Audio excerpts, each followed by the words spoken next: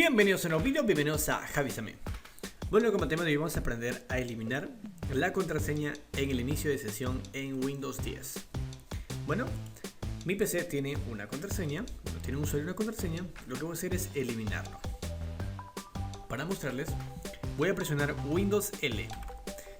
¿Qué hace Windows L? Bloquea el escritorio. Entonces, la parte de acá no se graba, bueno, el capturador de pantalla no lo graba, pero aquí me está sugiriendo que el usuario es Javier y la contraseña le voy a agregar para poder ingresar a mi computador. Ahí está, me pide contraseña. Entonces lo que vamos a hacer es eliminarlo de esta manera.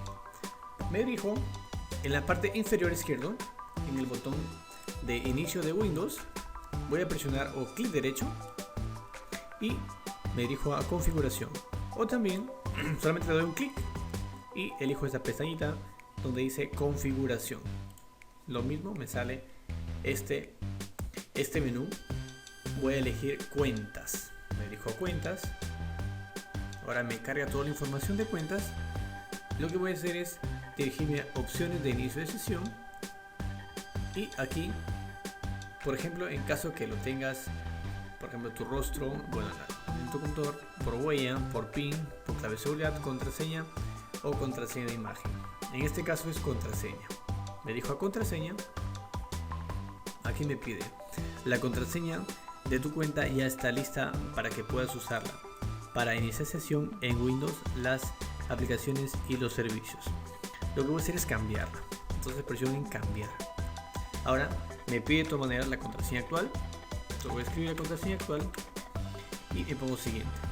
Ahora en esta sección lo que vamos a hacer es simplemente presionar Enter. O sea, quiero decir que no tenga contraseña. Enter es decir, cuando inicie solamente salga el usuario y al presionar Enter ingresa directamente sin contraseña. Entonces voy a presionar Enter. Ahora me dice la próxima vez que inicie sesión usa la nueva contraseña, es decir, prácticamente el Enter, ¿no? Entonces presiono en finalizar, es decir, lo quité la contraseña. Ahora voy a cerrarlo.